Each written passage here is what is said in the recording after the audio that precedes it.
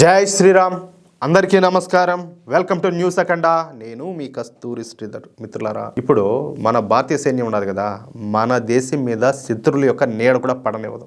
అంటే ఏ మాత్రం తేడా వచ్చినా వాళ్ళ ప్రాణాలను సైతం ఫణంగా పెట్టి మన దేశాన్ని కాపాడే ప్రయత్నం చేస్తారు. అలాంటి మన భారతీయ వీర సైనికులకు ఇప్పుడు ఒక ఘోరమైనటువంటి అవమానం అయితే జరిగింది. సరే, ఈ న్యూస్ చూడండి ఒకసారి, ఎంత దారుణంగా ఉంటుందో. సహజంగా కాంగ్రెస్ పార్టీను కాంగ్రెస్ పార్టీ అని చెప్పేసి అందరూ కూడా అంటా ఉంటారు. చెప్పాలంటే అది నిజం కూడా. ఈ మధ్య జూబ్లీ హిల్స్ లో బై ఎలక్షన్ జరిగింది కదా, ఉప ఎన్నిక. ఆ ఉప ఎన్నికల సందర్భంగా సాక్షాత్తు మన తెలంగాణ ముఖ్యమంత్రి అయినటువంటి రేవంత్ రెడ్డి గారు మాట్లాడుతా కాంగ్రెస్ పార్టీ అంటే ముస్లింలు, ముస్లింలు అంటే కాంగ్రెస్ అని చెప్పేసి బహిరంగంగా మాట్లాడినాడు. మీరు కూడా చూసే ఉంటారు, వినే ఉంటారు. అవునా కాదా? అదే కాంగ్రెస్ పార్టీ, కాంగ్రెస్ అంటే హిందువులు, హిందువులు అంటే కాంగ్రెస్ అని చెప్పేసి ఇదే కాంగ్రెస్ ముఖ్యమంత్రి అయినటువంటి రేవంత్ రెడ్డి అనగలుగుతాడా? మళ్ళీ ఆయన హిందువే కదా, ఆ మాట అనగలుగుతాడా అంటాలే, అండవు. ఒక్క రేవంత్ రెడ్డి మాత్రమే కాదు, ఏ ఒక్క కాంగ్రెస్ నాయకుడు కూడా ఆ మాట మాట్లాడలేడు. ఎందుకంటే అది కాంగ్రెస్ పార్టీ కాబట్టి. అర్థమవుతుందా? మన హిందుత్వ ఎజెండా ఉన్నటువంటి మన నరేంద్ర మోడీ గారి ప్రభుత్వం కూడా సబ్కా సాత్ సబ్కా వికాస్ అన్న నినాదంతో ప్రజలందరినీ కూడా ఒకే విధంగా అభివృద్ధి చేస్తా ముందుకు సాగుతుంది. అంతేగాని ఒక మతాన్ని ఎక్కడా కూడా నెత్తికెత్తుకోవడం లే. కావాలనే కొంతమంది భారతీయ జనతా పార్టీని, నరేంద్ర మోడీ గారిని వ్యతిరేకిస్తారు. దేనికి? మత పిచ్చితో. అర్థమవుతుందా? కానీ ఇప్పుడు చూడండి, ఇదే హిందువులే ఇప్పుడు కాంగ్రెస్ పార్టీ కూడా సపోర్ట్ చేసేవాళ్ళు కోట్ల మంది ఉన్నారు. లక్షల మంది కూడా కాదు, కోట్ల మంది ఉన్నారు. ఇక్కడ ఒక విషయం, ఇప్పుడు బాబ్రీ నిర్మాణం అనేది అది అక్రమ కట్టడం. కావాలని అక్కడ ఉండేటటువంటి మన రామ మందిరాన్ని పడగొట్టి ఆ ప్లేస్ లో బాబ్రీ మసీద్ అయితే నిర్మింపజేశారు. సరే, దాని తర్వాత కరసేవ జరిగింది. దాని తర్వాత మనం న్యాయ పోరాటం చేసి కోర్టుల ద్వారా మనం పర్మిషన్ తెచ్చుకొని సాక్ష్యాధారాలన్నీ చూపించి ఇప్పుడు అక్కడ రామ మందిరాన్ని అయితే నిర్మింపజేసుకున్నాం. కానీ అదే బాబ్రీ మసీదును ఒక సొట్టుగా, ఒక బూచిగా చూపించి ఇక్కడ ఉండే వాళ్ళంతా చాలా మంది హిందూ వ్యతిరేకులంతా కూడా భారతీయ జనతా పార్టీ మీద, అదేవిధంగా నరేంద్ర మోడీ గారి మీద విషయం చెబుతూ ఉంటారు. కానీ ఇప్పుడు నేను ఒక మాట చెప్తా, మన దేశంలో కొన్ని లక్షల మంది హిందువులను మతం పేరుతో చంపినారు. అర్థమవుతుందా?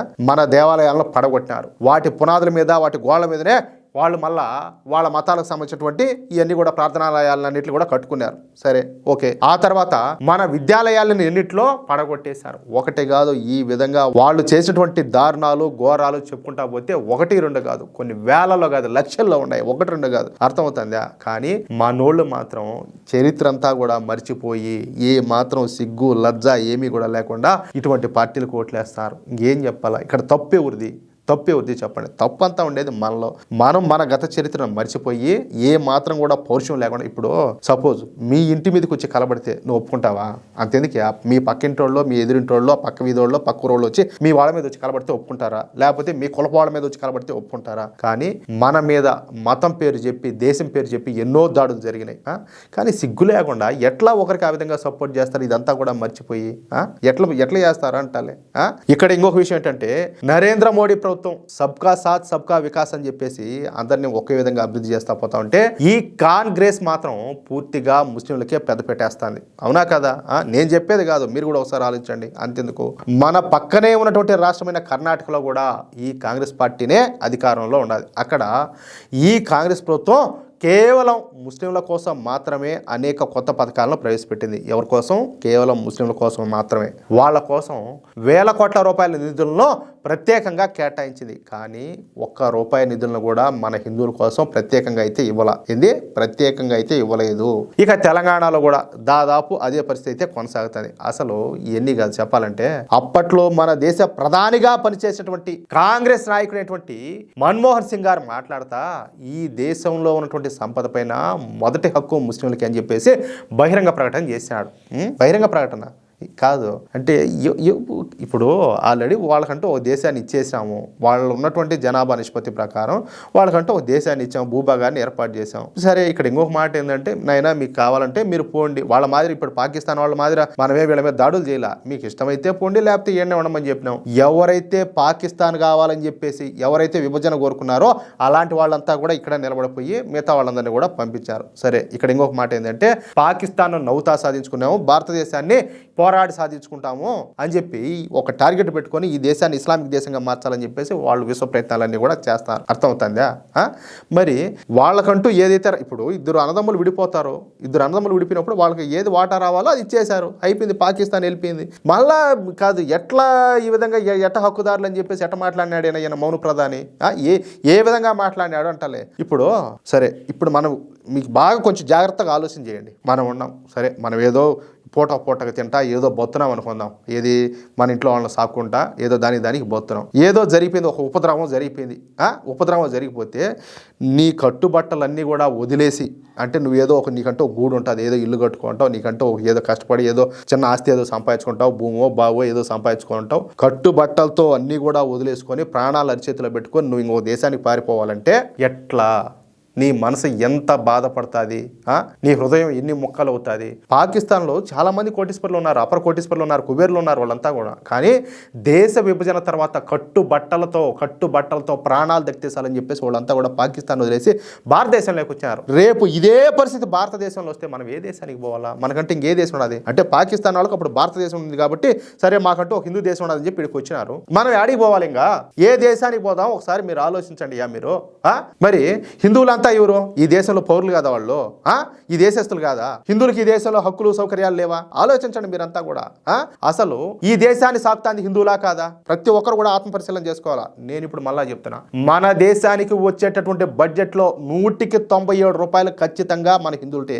మన హిందువులు రాత్రనక పగులనక కష్టపడి పనిచేసి తమ రక్తాన్ని చెమటగా మార్చి సంపాదించే కట్టేటటువంటి పన్నుల ద్వారానే ఈ దేశం అనేది నడుస్తుంది. ఇక్కడ అంతే హిందువులు తప్ప మిగతా వాళ్ళంతా కట్టే పనుల ద్వారా కాదు ఈ దేశం నడుస్తుంది. అర్థమవుతుందా? ఇక్కడ కట్టేదానికంటే దొబ్బు తినే ఉచిత పథకాలే ఎక్కువగా ఉన్నాయి. వీళ్ళు సరిపోరు అన్నట్టుగా మళ్ళీ బంగ్లాదేశ్ నుంచి ఈ మియా ముస్లింలు, మయన్మార్ నుంచి రోహింగ్యా ముస్లింలు వీళ్ళంతా అక్రమవస్తాల రూపంలో ఈ లైన్ సొత్తు అంతా ఉన్నది అన్నట్టు, ఇదేదో భారతదేశం ధర్మశాస్త్రం అన్నట్టు వాళ్ళంతా కూడా మళ్ళీ ఇక్కడికి వచ్చారు. ఇక్కడ ఒక విషయం మాత్రం నేను ఛాలెంజ్ చేసి చెప్పగలుగుతున్నా, ఈ దేశాన్ని సాకుతుంది 100% హిందువులే. ఈ దేశానికి హక్కుదారులు ఎవరైనా ఉండారంటే వాళ్ళు హిందువులే, అంతే తప్ప మరెవరో కానే కాదు. అయితే అలాంటి కాంగ్రెస్ పార్టీ చూపు ఇప్పుడు మన దేశ సైనికుల మీద పడింది. నిజానికి మన భారతీయ సైనికులు విదేశీయుల ముందు లొంగిపోయిన సంఘటనలు చాలా అంటే చాలా తక్కువ. నాకు తెలిసి చెప్పాలంటే అసలు లేని కూడా లేవు. చావనైనా చేస్తారు కానీ మన సైనికులు విదేశీయుల ముందు లొంగిపోరు. అలాంటి మన వీర సైనికులకి ఇప్పుడు ఒక ఘోరమైనటువంటి అవమానం అనేది జరిగింది. అది కూడా ఈ కాంగ్రెస్ పార్టీ నాయకుల మూలంగానే. అర్థమవుతుందా? ఇది చూడండి, ఇది విన్నారంటే రగిలిపోతుంది అట్టే పానం. అందుకు కారకుడు పృథ్వీరాజ్ చవాన్ అనేటటువంటి కాంగ్రెస్ సీనియర్ నాయకుడు. అర్థమవుతుందా? పేరు చూడండి, ఎటాటి పేరు పెట్టుకున్నాడా, పృథ్వీరాజ్ చవాన్ అంట. ఈడు బతుకుడు. ఈ పృథ్వీరాజ్ చవాన్ అనేవాడు ఏదో చోటా మోటా నాయకుడు కాదు, మహారాష్ట్ర రాష్ట్రానికి మాజీ ముఖ్యమంత్రి. అంతేకాకుండా కాంగ్రెస్ పార్టీలో టాప్ 20 లీడర్స్ లో ఈడు కూడా ఒకడు. ఈ పృథ్వీరాజ్ చవాన్ అనేవాడు మొన్న పూణేలో జరిగినటువంటి ఒక సభలో మాట్లాడుతా ఆపరేషన్ సింధూర్ సైనిక చర్యలో తొలి రోజే భారతదేశం ఓడిపోయిందని, ఈ ఆపరేషన్ లో పాకిస్తాన్ దళాలు భారతదేశ సైనిక విమానాలను కూల్చేసినాయని, ఫలితంగా భారతదేశ వైమానిక దళం కార్యకలాపాలు పూర్తిగా నిలిచిపోయినాయని, ఆపరేషన్ సింధూర్ లో పాకిస్తాన్ విమానాలు ఏ కూలిపోలేదంట. అర్థమవుతుందా? వీడు మాట్లాడు కూలిపోయిన విమానాలన్నీ కూడా భారతదేశానివే అని, అందుకో మొదటి రోజే భారత ఆర్మీ ఈ ఆపరేషన్ సింధూర్లో ఓడిపోయిందని చెప్పేసి నోటికొచ్చినట్టు పిచ్చి కుక్క కంటే హీనంగా వాగినాడు. కాదియా, భారతదేశం ఓడిపోయిందా? అది కూడా మొదటి రోజే. భారతదేశం విమానాలు పడిపోయినాయా? పాకిస్తాన్ పడగొట్టిందా? వాళ్ళకి మాత్రం ఏం కాలేదా? ఇంతకు మీ నాయన భారతదేశంలో ఉన్నాడా పాకిస్తాన్లో ఉన్నాడా? ఏమన్నా నీదేమన్నా క్రాస్ బ్రీడా? ఏం మనిషిరా? ఎంతమంది ఏ మిషన్లోంచి పెడితే వచ్చినావురా నువ్వు? ఎంతమంది బతుకు జడా? ఇంతకు నీళ్ళు ఉండేది భారతీయుల రక్తమా లేకపోతే పాకిస్తాన్ వాళ్ళ రక్తమా? ఎట్ట పుట్టి సచ్చారా? మళ్ళీ నీకు ఎవరు పేరు పెట్టింది? దద్రపడా కొడక, ఎవరు పెట్టా నీకు ఆ పేరు అంటాలే. దీంతో దేశం అంతా కూడా ఇప్పుడు బగ్గుమంటాంది. మన సైనికుల యొక్క పరాక్రమాన్ని కించపరిచే హక్కు ఎవరికి కూడా లేదని, కాంగ్రెస్ పార్టీకి మన బలగాలను అవమానించడం అలవాటుగా మారిపోయిందని, కాంగ్రెస్ ఎప్పుడు కూడా పాకిస్తాన్కు అనుకూలంగానే వ్యవహరిస్తుందని, ఎన్నికల్లో వరుస ఓటములతో ఆ పార్టీ నేతల యొక్క మానసిక స్థితి దెబ్బతినిపోయిందని, ఈ వ్యాఖ్యలకు కాంగ్రెస్ పార్టీ ఖచ్చితంగా సమాధానం చెప్పే తీరాలని చెప్పి ఇప్పుడు బీజేపీ నాయకులంతా కూడా గట్టిగా పట్టుబట్టినారు. ఇప్పుడు ఇక్కడ ఒక మాట, ఇది దరిద్రము, ఇలాంటి ఇవన్నీ అసలు భరించకూడదు. చెప్పాలంటే ఇది చేతగాంతనం. ఇప్పుడు మన దేశ సైన్యం లేకుండా మన బతుకున్నాం వీళ్ళ ప్రశాంతంగా. వీళ్ళు ఆరేసుకొని నిద్రపోతారే పట్టు పరుపుల మీద. యానించి వచ్చింది వీళ్ళకి ఆ ధైర్యం. వాళ్ళు రేయనక పగులనక ఎండనక వాననక చలికి దుమ్ముకు అన్ని ధూళికి అన్నిటికి తట్టుకొని వాళ్ళు కాపలా కాచాలంటే మనం వీళ్ళు ఆరేసుకొని పడుకుంటాం మన కొంపల్లో. మనం ఏ చీకు చింత లేకుండా. ఈడటోడు వాళ్ళ తప్పు చేసి మాట్లాడతాడా? యానించి వచ్చింది ఈ ధైర్యం అయినా, యానించి వచ్చింది ఈ ధైర్యం వీళ్ళకు. నడి బజార్లో నిలబెట్టి కుక్కర్ కాల్చడం కూడా తప్పులే. ఇదే నేను చెప్పేది. మన దేశంలో భావ ప్రకటన స్వేచ్ఛ ఎక్కువైపోయింది. మన దేశంలో రాజ్యాంగాలు బారాలా, చట్టాలు అనేవి ఇంకా కఠినతరం కావాలా. ఎవరైనా దేశానికి ధర్మానికి వ్యతిరేకంగా మాట్లాడితే నిలబెట్టి కుక్క నరికినా కూడా తప్పులే. లేకపోతే ఏందే ఈ మాటలన్నీ కూడా. ఇక ఈ విషయం పైన మళ్ళీ ఇదే పృథ్వీరాజ్ చవాన్ గారు మాట్లాడతా, నేను తప్పు చేయాల, నేనైతే క్షమాపణ అయితే నేను చెప్పను, నేను మాట్లాడినంత నిజమే కాబట్టి నేను క్షమాపణలు చెప్పాల్సిన అవసరం కూడా లేదు, అసలు నేను ఎవరికి క్షమాపణలు చెప్పాలని చెప్పేసి నోటుకు వచ్చేట్టు మాట్లాడినాడు. ఆ నాలుగు నేను చేయాలి ఒకసారి ఆలోచించండి మీరు. నేను తప్పుగా ఏది మాట్లాడలేదు, అందువల్ల క్షమాపణ చెప్పాల్సిన అవసరం కూడా లేదంట. మరొకసారి ఈ పృథ్వీరాజ్ చవాన్ గాడు మళ్ళా ఇష్టం వచ్చినట్టు కూడా మాట్లాడినాడు, వాడికి కూడా సమర్థించుకున్నాడు. కానీ ఈ పృథ్వీరాజ్ చవాన్ గాడు ఎంత వాగుతా ఉన్నా కూడా మన సైనికులను ఘోరంగా అవమానించిన ఇంతవరకు రాహుల్ గాంధీ కానీ ఈ పార్టీలో ఉన్నటువంటి సీనియర్ నేతలు కానీ ఆ ముఖ్యమంత్రులుగా ఉండేవాళ్ళు కానీ ఎవరు కూడా కనీసం నోరు తెరిచి కూడా మాట్లాడాల. ఈ పృథ్వీరాజ్ చవాన్ మీద ఎటువంటి చర్యలు కూడా తీసుకోవాలా. కనీసం అతని వ్యాఖ్యలను ఖండించడం కూడా ఖండించాల. దీన్ని బట్టి మీరే అర్థం చేసుకోండి ఎవరు ఎలాంటి వాళ్ళు, ఏ పార్టీ ఎలాంటిదో అర్థమవుతుందా. కర్మ లేకపోతే ఈ చట్టాలేంది, ఈ కథ ఏంది, ఎవరైనా కాదు ఈ దేశద్రోహం కాదా, ఇది దేశద్రోహం కాదా అంటాలే. దేశద్రోహానికి పాల్పడిన వాళ్ళు ఏమి చేయాలా, కనీసం ఒక్క గంట అయినా కానీ వాడికి బతికేదానికి హక్కు ఉండదా ఈ దేశంలో అంటాలే. ఒక గంట, ఒక నిమిషం అయితే మాత్రమా. ఏంది దరిద్రం అంతా కూడా. దండవరా నాయన. మిత్రులారా, ఈ న్యూస్ నలుగురికి షేర్ చేయాల్సిన అవసరం ఉండదని చెప్పి మీకు అనిపిస్తే నలుగురికి షేర్ చేయండి. అలాగే ఈ న్యూస్కు సంబంధించి మీ యొక్క అమూల్యమైనటువంటి అభిప్రాయాలను తప్పనిసరిగా కామెంట్ రూపంలో తెలియజేయండి. అలాగే ఇంతవరకు మీరు కనుక మన ఛానల్ను సబ్స్క్రైబ్ చేసుకున్నట్లయితే ప్రతి ఒక్కరు కూడా మన ఛానల్ను సబ్స్క్రైబ్ చేసుకోండి, సపోర్ట్ చేయండి ప్లీజ్. జై శ్రీరామ్, జై హింద్.